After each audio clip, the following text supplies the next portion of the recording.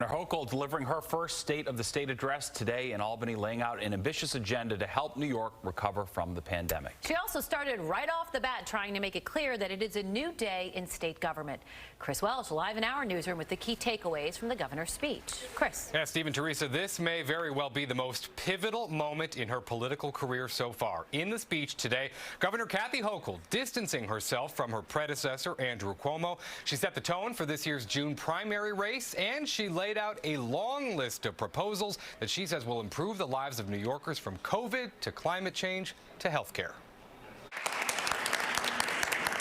The Empire State's first female executive says the time has come for a new American dream. A better, fairer, more inclusive version that I call the New York dream. A dream made up of more than 220 proposals she says fill an entire book.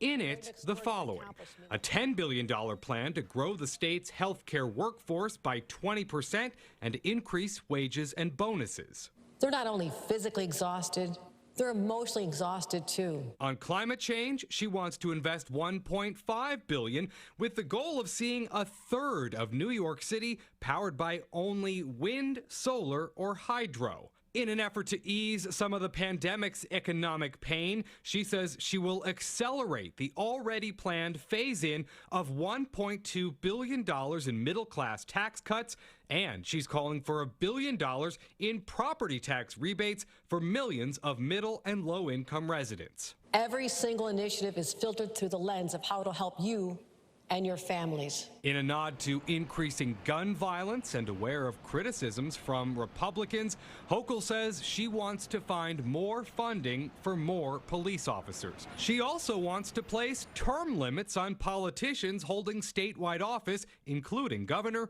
which could be controversial. Because people do like some continuity. They do like longevity, because that helps establish relationships over periods of time. Democratic strategist and director of the public policy program at Hunter College, Basil Smikle. But I do believe that after Andrew Cuomo's tenure, there's going to be a bigger call, and certainly has been, for some restrictions on the amassing of power over time. Speaking of the former governor, by physically returning to the Assembly chamber after years of Cuomo choosing off-site locations, Hochul is sending a message that she intends to work much more closely with other elected officials. And perhaps one of the least controversial points of her plan, Hochul also wants to bring back and legalize the sale of to-go drinks for bars and restaurants.